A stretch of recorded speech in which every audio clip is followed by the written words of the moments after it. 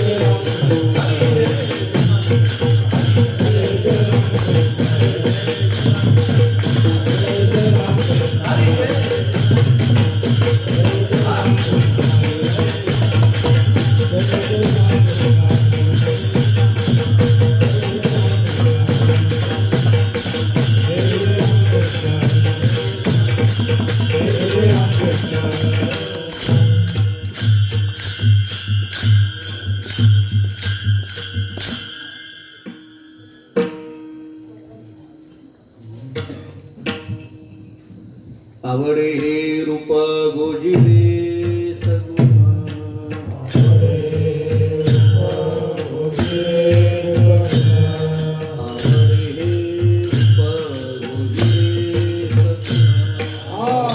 हे रूप गोजिले सगुण पाहता लोचन सुखावले आवडे हे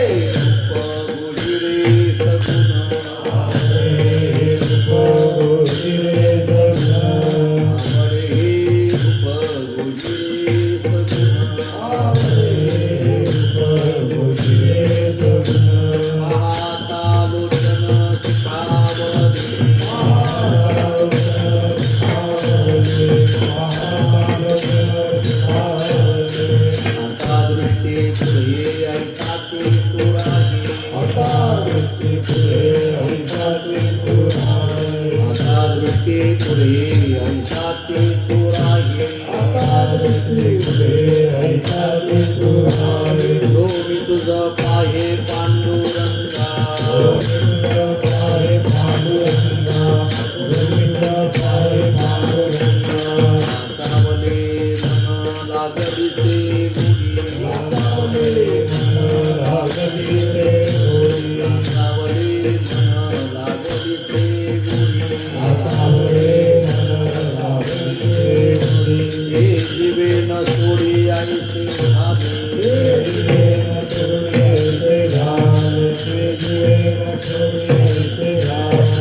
आता दृष्टी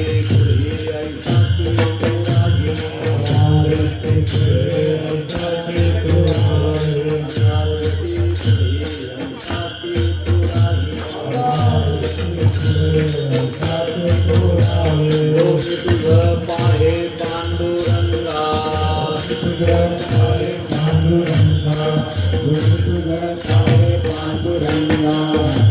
म्हणे आम्ही मागावी गरिबावी म्हणे आम्ही मागावी गरिबावी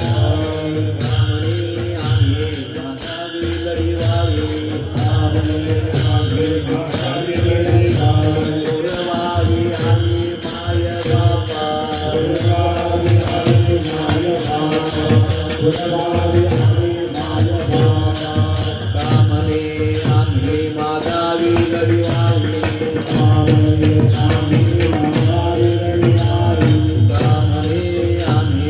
मागावी गरिबावी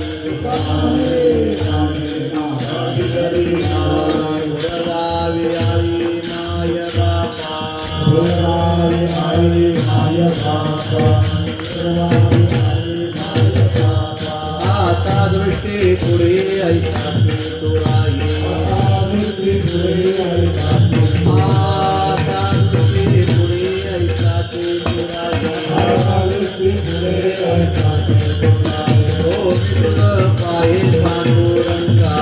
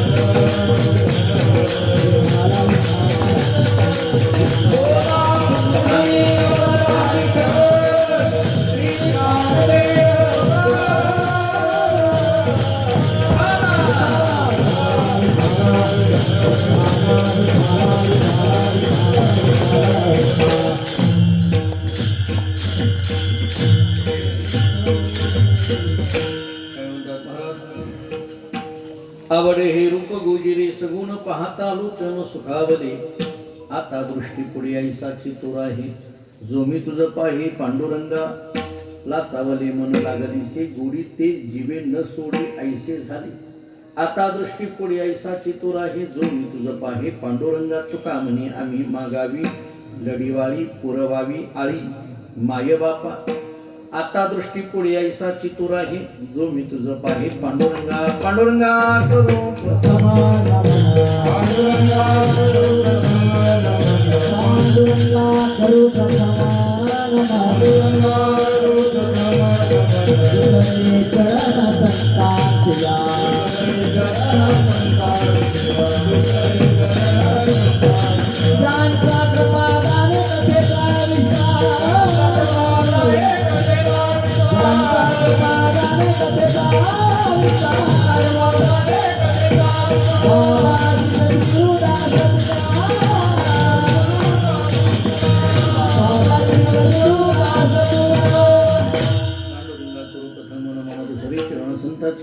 त्यांच्या कृपादाने कथेचा विस्तारू बाबाजी सद्गुरुदास तुका मस्तक हे पायावरी या वारकरी संताची जेणे पंढरी सारिखाची अकोला धामणगाव केला वैकुंठाधिपती श्री विठ्ठल सखा सोयरा जोडीला जो का भक्त विरक्त भूतवटी विख्यात हा बोधला त्या श्री संत सद्गुरुमान कोजी चरणी साष्टांग मी घातिला विठाला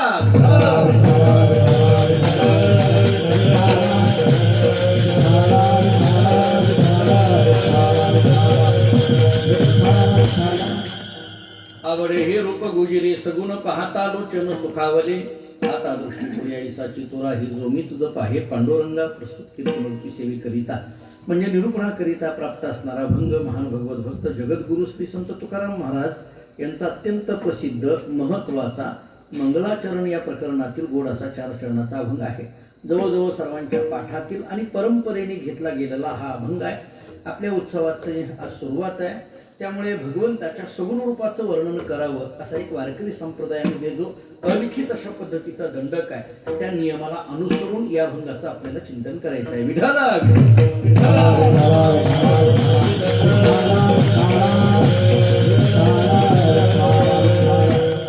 पवित्र अशा या परशुरामांच्या पदस्पर्शाने पावन झालेल्या या भव्य आणि दिव्य अशा भूमीमध्ये हा उत्सव संपन्न होतोय. गेल्या अनेक वर्षाच्या परंपरेने हा उत्सव संपन्न होतोय. आपण सगळेजण या उत्सवाचे सहभागी आहोत. प्रतिवर्षी या उत्सवामध्ये सहभागी होतो. मला थोडंसं एक वाक्य अधिकच बोलायचं आहे. प्रतिवर्षी आम्ही या उत्सवाचे सहभागी होत होतो, पण या वर्षी मात्र या उत्सवाचे आपण साक्षीदार आहोत. कारण अशा काळामध्ये सुद्धा हा उत्सव संपन्न झाला आणि त्या उत्सवाचे आम्ही साक्षीदार आहोत. त्या उत्सवाचे आम्ही एक पाईक आहोत. ही एक मनस्वी भावना आपल्या आयुष्याच्या शेवटच्या क्षणापर्यंत राहणार. सध्याचं वातावरण सगळ्यांना माहीत आहे, मी वेगळं सांगायची आवश्यकता नाही. पण तरी या 8-9 महिन्याच्या कालावधीनंतर थोडंसं आपण त्याच्यातून बाहेर येत असताना हा परंपरेचा उत्सव तर संपन्न झाला पाहिजे. भगवान श्री परशुरामांच्या समोर ही गेली अनेक वर्षाची आपली सेवा आहे. हा उत्सव करणं म्हणजे ही एक सेवा आहे. कारण भारतीय संस्कृतीमध्ये जे अनेक कर्म सांगितली त्याच्यामध्ये जे उत्सव नावाचं कर्म सांगितलं ते सांप्रदायिक विचाराच्या दृष्टीने ते एक सेवेचंच अंग आहे असं आपल्याला वारकरी संप्रदायाचं तत्वज्ञान सांगतात. त्यामुळे ही एक सेवा आहे आणि जर हा उत्सव झाला नसता तर आपण सेवेला मुकलो असतो. इथं प्रत्येकाकडे कोणती ना कोणती तरी सेवा आहे. प्रत्येक जण सेवेच्या रूपाने इथं हजर आहे. मी कीर्तनाच्या रूपाने इथं हजर असेल, कुणी भजनाच्या रूपाने असेल, कुणी मृदंग सेवेच्या रूपाने असेल, कुणी विण्याच्या रूपाने असेल, कुणी अन्नदानाच्या रूपाने असेल, कोणी काय कोणी काय कोणी काय.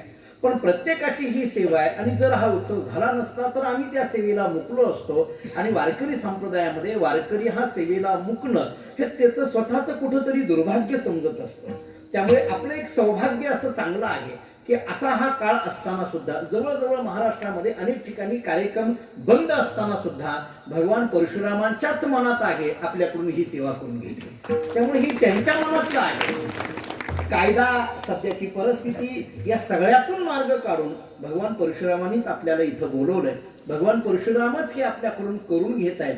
त्यामुळे 8ही दिवस सांभाळायची जबाबदारी ही त्यांचीच आहे. त्यामुळे 8ही दिवस आपल्याला काही होऊ न देण्याची जबाबदारी त्यांचीच आहे.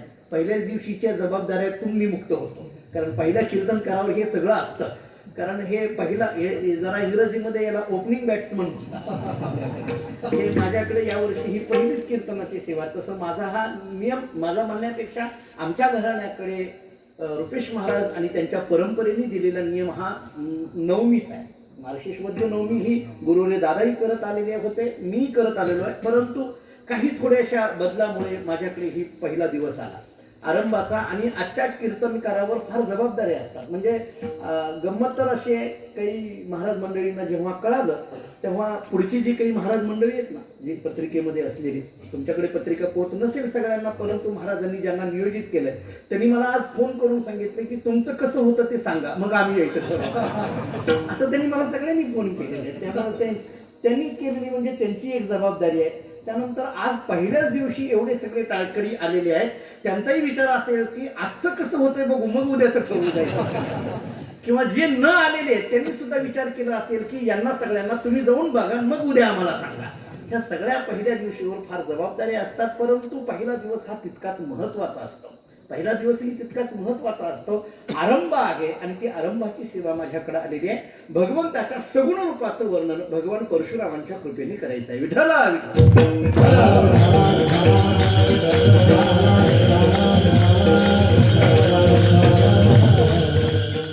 काही नाही. अभंगाची भाषा, अभंगाचे शब्द, अभंगातला विचार हा जवळजवळ सगळ्यांच्या ऐकण्यातला नेहमीचा जरी असला तरी त्याच्यातली काही वैशिष्ट्य सांगत मला या अभंगाच्या संपूर्ण समारोपाकडे जायचं आहे. त्याच्यातला पहिला विचार मला असं सांगायचा आहे की जगद्गुरु श्री संत तुकाराम महाराज या अभंगातून भगवान श्री पांडुरंग परमात्म्याचं वर्णन करतात. एवढा एक मुद्दा आपण या अभंगातून पाहता येण्यासारखा आहे. एक दुसरा विचार आपल्याला असा करता येईल की जगद्गुरु श्री संत तुकाराम महाराज या अभंगातून आपल्या अंतःकरणातली आवड व्यक्त करत आहेत, असाही या अभंगाचा विचार आपल्याला करता येईल. तिसरा एक विचार आपल्याला असा करता येईल की जगद्गुरु श्री संत तुकाराम महाराज या अभंगातून आपल्या अंतःकरणातली इच्छा प्रगट करत आहेत, असाही या अभंगाचा विचार करता येईल. चौथा एक विचार आपल्याला या अभंगाचा असा करता येईल की जगद्गुरु श्री संत तुकाराम महाराज या अभंगातून स्वतःच्या मनाची जी असणारी गोडी आहे किंवा माझं मन कोणत्या अवस्थेमध्ये सध्या आहे याचा एक अनुवाद करतायत, असाही या अभंगाचा विचार करता येईल.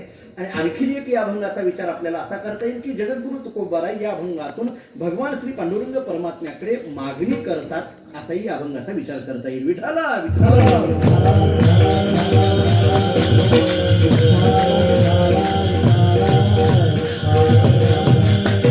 जवळजवळ 4 ते 5 पद्धतीने या अभंगाकडे आपल्याला पाहता येण्यासारखं आहे. काय काय आपण पाहिलं, एक सगुण रूपाचं वर्णन आहे, अंतःकरणातली आवड आहे, अंतःकरणातली इच्छा प्रगट करतात, स्वतःच्या मनाची सत्यस्थितीतली भूमिका व्यक्त करतात आणि सरते शेवटी भगवान श्री पांडुरंग परमात्म्याकडे तुकोबाराय मागणी करीतात. याच्यातले सगळे शब्द जर पाहायचे झाले तर आवडे हे रूप गोजिरे सगुण पाहता लोचन सुखावले. गोजिरे सगुण म्हणण्यामध्ये पांडुरंगाच्या सगुण रूपाचं वर्णन आहे. आवडे हेच रूप मला आवडतंय म्हणण्यामध्ये तुकोबाराय स्वतःची आवड व्यक्त करतात. आता दृष्टी पुढे ऐसाची तू रागे हे म्हणण्यामध्ये तुकोबाराय अंतःकरणातली इच्छा प्रगट करतात. लाचावले मन लागलीसी गोडी हे म्हणण्यामध्ये तुकोबाराय सत्य काळातली माझ्या मनाची काय अवस्था झाली ती अवस्था पारमार्थिक अवस्था प्रगट करतात. आणि तुका म्हणे आम्ही मागावी लढीवाळी पुरवावी आली माय बापे, याच्यामध्ये तुकोबाराय स्वतःच्या अंतःकरणातली एक मागणी देवाच्या समोर व्यक्त करतात. विठ्ठला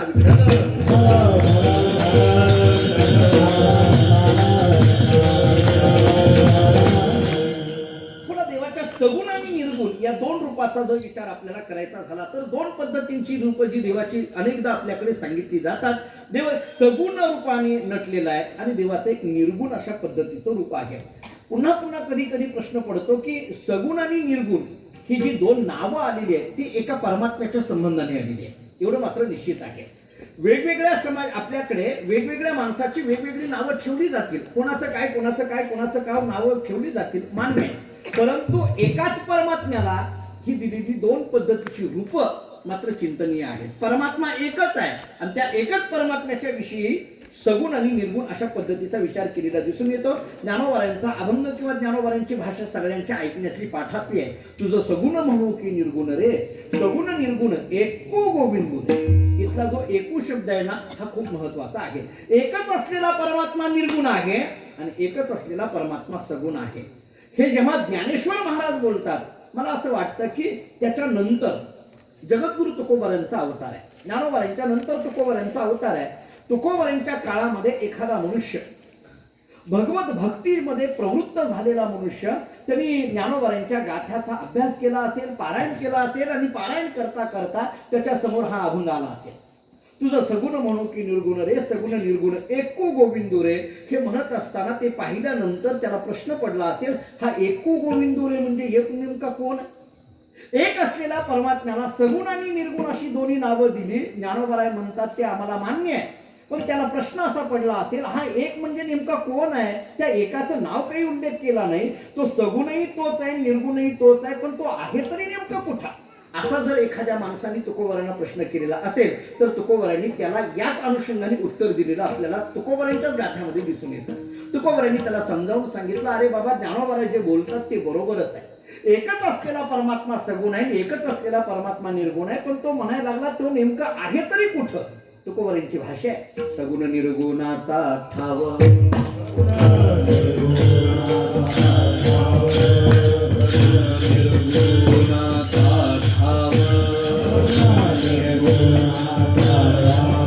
विटे पाव धरिले, विटे पाव धरिले,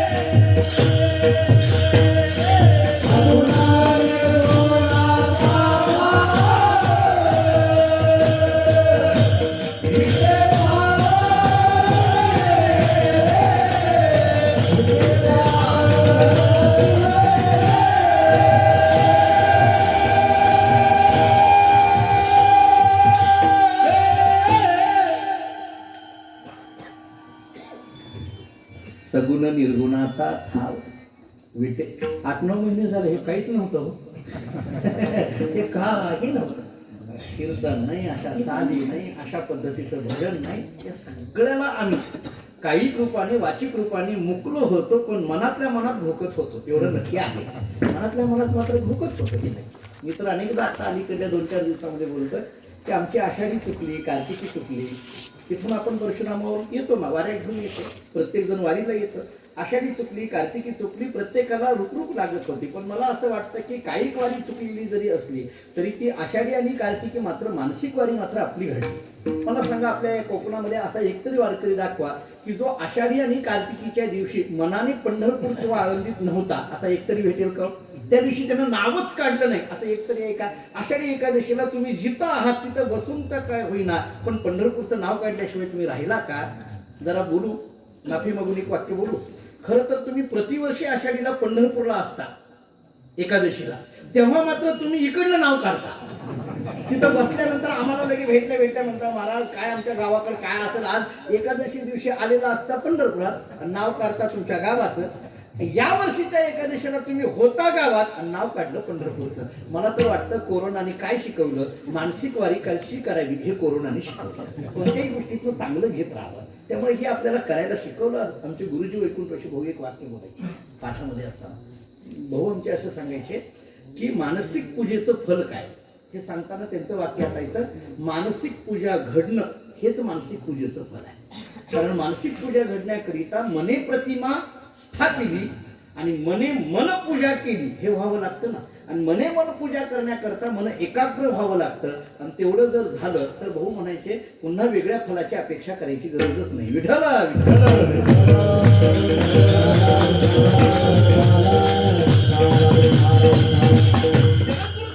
इतकं गोड उत्तर दिलं. सध्य काळामध्ये त्या माणसाला पडलेल्या प्रश्नाचा अगदी गोड अशा पद्धतीचं, योग्य अशा पद्धतीचं उत्तर देऊन टाकलं. अरे बाबा, सगुण निर्गुणाचा ठाव विटे पावधानी. ज्ञानोबा जे बोलतात, तुझं सगुण म्हणू की निर्गुण रे, सगुण निर्गुण एको गोविंदो रे. तिथला जो एकू शब्द आहे, त्या एकू शब्दाला जर तुला काही त्याच्याबद्दल अडचण वाटत असेल तर त्याचं उत्तर मात्र तुकोबाराय सांगतात, तो विटे पावधनी रे जो आहे ना, तोच सगुण निर्गुणाचा ठाव.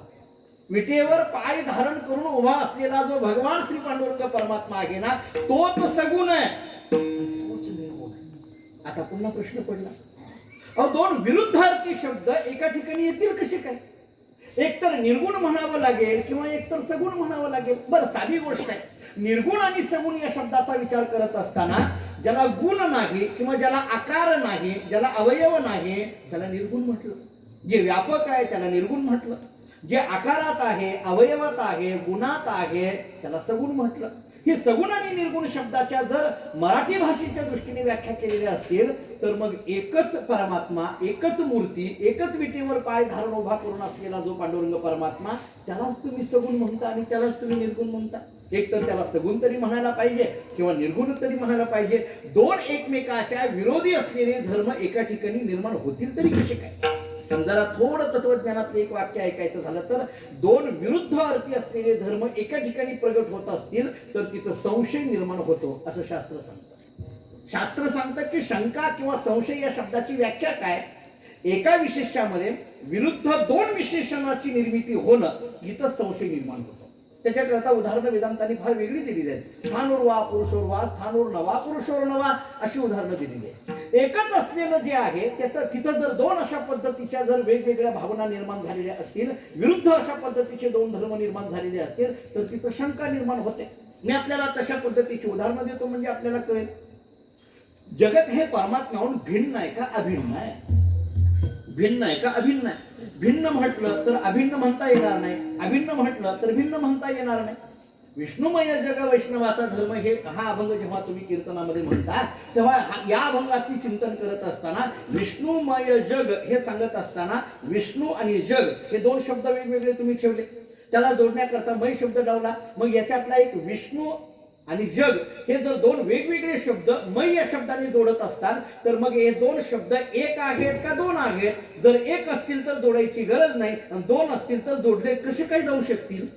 असे अनेक प्रश्न निर्माण होतील ना. बरं, जाऊ द्या. जगत सत म्हणायचं का असत म्हणायचं? जगत सत म्हणायचं का असत म्हणायचं? हाही एक शंका निर्माण होणारा प्रश्न आहे. एकच असलेलं जग त्याला कुणी सत म्हणायला लागलं, एकच असलेलं जग त्याला कुणी असत म्हणायला लागलं. त्यामुळे एका विशेषामध्ये विरुद्ध दोन विशेषणाचा विचार निर्माण झाला. हाच विचार मी परमात्म्याच्या संबंधाने बोलतोय. एकच असलेला परमात्मा त्याला कुणी सगुण म्हणायला लागलं, एकच असलेला परमात्मा त्याला कुणी निर्गुण म्हणायला लागलं. मग एकच असलेल्या परमात्म्याविषयी जेव्हा असे दोन विरुद्ध अशा पद्धतीचे धर्म निर्माण होतात तिथं शंका निर्माण होण्याला जागा असते. मग नेमकं या म्हणण्यातून ज्ञानोबारायांना संशय निर्मिती करायची आहे का संशयाची निवृत्ती करायची आहे? संतांचं वाङ्मय हे संशय निर्मितीचं कारण आहे का संशय निवृत्तीचं कारण आहे? खरं तर आमच्यावर संस्कार असे आहेत, जगामध्ये कोणताही प्रश्न पडला की संत वाङ्मयाकडे जावं, तिथं आमच्या प्रश्नाचं उत्तर मिळतं. मग जर संत वाङ्मय हे संशय निवृत्तीचं कारण असेल आणि तर आम्हाला मात्र संत वाङ्मय वाचूनच संशय निर्मिती होत असेल तर मग संशय निर्माण झालेला हा योग्य आहे म्हणायचं का? मग आमच्या मनातला हा संशय निवृत्त झाला नाही, मग त्याची काय वाट लावायची? माझा प्रश्न पुन्हा एकदा ऐका. एकच असलेला परमात्मा एकतर तुम्ही सगुण म्हणा किंवा निर्गुण म्हणा. ज्ञानोबराय बोलतात एको गोविंदो रे. तुकोबरायांची भाषा आहे सगुण निर्गुणाचा ठाव विठे पावधरी येले. हे असणं कसं काही शक्य आहे? दोन वेगवेगळे आहेत ना, व्यापक आणि परिच्छिन्न, हे एकत्रित येईल कसं काय? हो, लक्षात आलं का? बघा, एक व्यापक असेल तर तिथं परिच्छिन्नता नाही आणि परिच्छिन्नता असेल तर तिथं व्यापकता नाही. ही सरळ गोष्ट आहे. जिथं परिच्छिन्नता असते तिथं व्यापकता नसते आणि व्यापकता असते तिथं परिच्छिन्नता नसते. जरा धाडस करून एक वाक्य बोलतो, याचं सगळ्याचं उत्तर मी देऊन जाणार आहे. म्हणजे हे जे सगुण निर्गुणाची सुद्धा जी चर्चा चालली ना, त्याच्याही पलीकडे एक विचार आपल्याला तत्वज्ञानाने मांडलाय. ह्या कळण्याकरता मी व्यापक आणि परिच्छिन्न शब्द वापरतो. मुळात परमात्म्याच्या संबंधाने परिच्छिन्न शब्द तर योग्य नाहीच नाही, पण जे व्यापक व्यापक म्हणून जे डंका लागला का नाही तो सुद्धा शब्द नाही असं तत्वज्ञान आम्हाला सांगतं. नाही पटलं तर मी उदाहरणं देणार आहे. म्हणजे मी मुक्त झालो मी बद्ध तर नाहीच नाही, पण मी मुक्त झालो हे सुद्धा तत्वज्ञानाला मान्यच नाही ना. मी बद्ध तर म्हणताच येत नाही. जरा आणखीन सोपं बोलतो म्हणजे अज्ञान तर नाहीच नाही, पण ज्याला ज्ञान म्हटलं जातं ते ज्ञान सुद्धा नाही पटत तर मी तुम्हाला हरिपाठातलं प्रमाण देतो. तुम्ही आता बघाशी हरिपाठामध्ये म्हणून गेलेला अभंग आहे, जाणीव नेणीव भगवंती नाही. बोललात का नाही तुम्ही? इथला जाणीव शब्दाचा तरी अर्थ, नेणीव शब्दाचा तरी अर्थ काय आहे? नेणीव या शब्दाचा अर्थ काय? अज्ञान. आणि जाणीव या शब्दाचा अर्थ काय? ज्ञान. म्हणजे तिथं नेणीवही नाही आणि जाणीवही नाही, म्हणजे अज्ञान तर नाहीच नाही, पण ज्ञान सुद्धा तिथं नाही. अज्ञान आणि ज्ञानाच्या पलीकडे असलेलं जे तत्व आहे ते परमतत्व आहे. भगवंती नाही अशी भाषा. इथला भगवंती हा शब्द परमात्म्याच्या संबंधाने ना, म्हणजे नेणीव तर नाहीच, अज्ञान तर तिथं नाहीच, पण जे जाणीव म्हणून म्हटलं जातं, जे ज्ञान म्हटलं जातं ते ज्ञान सुद्धा तिथं नाही. अज्ञान आणि ज्ञानाच्या पलीकडे असलेलं. मी फक्त ग्रंथाचं नाव सांगून पुढे जातो आणि प्रकरण सांगून पुढे जातो, वेळ घेत नाही. अमृत अनुभवामध्ये अज्ञान खंडन नावाचं प्रकरण आहे आणि त्याच्यानंतर ज्ञान खंडन नावाचं प्रकरण आहे. म्हणजे सगळी प्रकरणं एक एक केलेली आहे. ज्ञानोबारांनी अज्ञानाचं जसं खंडन केलं तसं ज्ञान म्हणून जे सांगितलं जातं त्या ज्ञानाचं सुद्धा खंडन करून दाखवलेलं आहे. म्हणजे ज्ञानोबाराय म्हणतात परमतत्वाच्या ठिकाणी अज्ञान आणि ज्ञान याच्या पलीकडे असलेलं ते परमतत्व आहे. थोडं कळण्याकरता आणखी शब्द वापरायचा झाला तर अनिर्वचनीय असं म्हटलं जातं त्याला. मी आपल्याला बोलत होतो मी बद्ध हे तर म्हणताच येत नाही, पण मी मुक्त असं सुद्धा म्हणता येत नाही. मी अनेकदा उदाहरण देतो. जगद्गुरु तुकोबारांना कोणीतरी विचारलं, मी तुमच्या कळण्याला असं उदाहरण देतो. तुकोबारांना कोणीतरी विचारलं, का हो तुकाराम महाराज तुम्ही मुक्त झाले का? विचारलं, तुम्ही मुक्त झाले का? तुकाराम महाराजांनी त्याच्याकडे पाहिलं आणि हसायला लागले. तो म्हणायला लागला, हो महाराज मी साधा प्रश्न विचारतोय, तुम्ही मुक्त झाले का? तुम्ही हसता. तुकाराम महाराजांनी सांगितलं, वेड्या तू कुणाला विचारतो? ते म्हटलं तुम्हाला विचारतो. तुकोबारांनी सांगितलं, वेड्या मुक्त का असं या म्हणावे, बंधन ती नाही ठावे. तुकोबारांची भाषा. तू मला विचारायला लागला. महाराज म्हणतात, अरे बाबा मुक्त झाले का असं तू मला विचारतो, मी तुला असं उत्तर देतो, मुक्त कास या म्हणावे, कोणाला म्हणावं, बंधन ते नाही ठावे. अरे तू मला विचारतो मुक्त झाले का, मी बद्ध कधी होतो ते सांगा बरं, मग मी सांगेन तुला मुक्त झालो का नाही. जरा सोपं बोलू. महाराज तुम्हाला सोडलं का असं म्हटल्यानंतर मग त्याला म्हणावं लागतं, मी बांधलो कधी होतो हे सांगायचं. मी बांधलो असेल तर सोडलो ना, बांधलोच नसेल तर सोडणं म्हणण्यात अर्थ आहे का? काही प्रश्न असे असतात. मुक्त झालो म्हटलं तरी अडचण आहे आणि मुक्त झालो नाही म्हटलं तरी अडचण आहे. सांगू तुम्हाला उदाहरण देतो. मुक्त झालो असा शब्द वापरला की याच्यापूर्वी बद्ध होता हे मान्य करावं लागतं. मुक्त झालो नाही असं म्हटलं की आता बद्ध आहे हे मान्य करावं लागतं. कळलं का? काही प्रश्नच असे असतात. तुम्ही हो म्हटला तरी अडकता, नाही म्हटला तरी अडकता. कोर्टामध्ये वकिलांनी आरोपीला प्रश्न विचारला, तू तुझ्या बायकोला केव्हापासून मारायचं सोडून दिलं? तुम्ही मनावर फार घेऊ नका. मी कोकणातलं अजिबात सांगत नाही, लॉकडाऊन मधलं तर अजिबात सांगत नाही. जे काही असेल ते असेल. 1.25 लाखाचे आपल्याला माहिती. पण विचारलं, तू तुझ्या बायकोला केव्हापासून मारायचं सोडून दिलं? त्या आरोपीने जर उत्तर दिलं, अहो 8 दिवस झालं अजिबात मी मारत नाही हो, असं म्हटलं की लगेच तो वकील म्हणतो, याचा अर्थ 8 दिवसापूर्वी तू मारत होता हे सिद्ध झालं. तुम्ही काही बोलायला जा, बोलायला गेला की अडचण आहे. तुकोबारांना विचारलं, तुम्ही मुक्त झाले का? महाराज म्हणतात, तू कुणाला विचारायला लागला? अरे मी बांधलेला असावा मग मला मुक्त झाले का हा प्रश्न तुझा योग्य आहे ना. मी बद्धच नाही तर मुक्त होण्याचा प्रश्नच येत नाही. बांधलं तर आमचे वडील गुरुवरे दादा एक उदाहरण देत असतात. तुम्ही अनेकदा ऐकलं असेल किंवा नसेल, परंतु या नवीन पिढी करता एक उदाहरण सांगतो. नेहमी सांगत असतात, ते असं म्हणत असतात की कुंभाराच्या दारामध्ये ते जे गाढव आहे त्या गाढवाला बांधल्यानंतर ते बांधण्याकरता दोरीचा तुकडा घ्यायचा आणि त्या गाढवाच्या पायाला फक्त चिटकवायचं. चिटकवल्याबरोबर त्या गाढवाला वाटायचं बांधलं काय की रात्रभर उभं. कोण? गाढव. कुठलं? कुंभाराच्या दारातलं. हे महत्वाचं आहे. मी बाकीच्या गाढवाबद्दल बोलतच नाही. ती 31 डिसेंबरला फार बघितली आहे. कुंभाराच्या दारातलं. आणि मग सकाळ झाल्यानंतर तो कुंभार ते दोरीचा तुकडा घ्यायचा आणि सोडल्यासारखं करायचा. हेक केल्याबरोबर त्या गाढवाला वाटायचं सोडलं काय की चल. बांधलं होतं का? नाही. सोडलं का? नाही. पण बांधलं असं कुणाला वाटलं? सोडलं असं कुणाला वाटलं? हा, मी गाढवालाच म्हणतोय, तेच म्हणतोय. आमच्याकडे महिनावारीला वारकरी काही काही येतात, इतके घाई करतात, एवढे घाई करतात. एक वारकरी आमच्याकडे आला, खूप घाई, अगदी पाया पडला, निघाला. थांबा दिंडी आहे आता नाही नाही नाही नाही आम्हाला वेळ नाही. तर कीर्तन तरी नाही नाही नाही वेळ नाही. अहो फराळ तरी करून जा. तो म्हटला महाराज मी ती किती बांधले तुम्हाला काय माहिती, तुम्ही काय मोकळे. मला म्हटलं मुंबईने तसंच होतं मला ती गोष्ट नाही. तुम्ही काय मोकळ. बद्धता आणि मुक्तता एकच असलेलं तत्व. एक तर त्याला बद्ध तरी म्हणावं लागेल, नाही तर मुक्त तरी म्हणावं लागेल. पण आत्मतत्वाचा विचार करत असताना ते बद्ध तर नाहीच नाही, पण ते मुक्तही म्हणता येत नाही. का? कारण मुक्त म्हणण्याकरता ते अगोदर बद्ध असलं पाहिजे ना. आत्मतत्व मुक्त म्हणण्याकरिता अगोदर ही मुक्तता आणि बद्धता देहाच्या संबंधाने आत्म्याच्या संबंधाने नाहीत. म्हणून तुकोबारांना म्हणावं लागलं मुक्त होता परी. हे मानसिक बर जाऊ द्या, हे पटण्याकरता मी सांगतो. बंध तरी आणि मोक्ष तरी काय आहे हो, तुकोबारांचा सगळ्यांच्या ऐकण्यातला अभंग सांगतो म्हणजे कळेल. तुकोबारा मनाच्या संबंधाने उपदेश करताना फार गोड बोलतात. मन करा रे प्रसन्न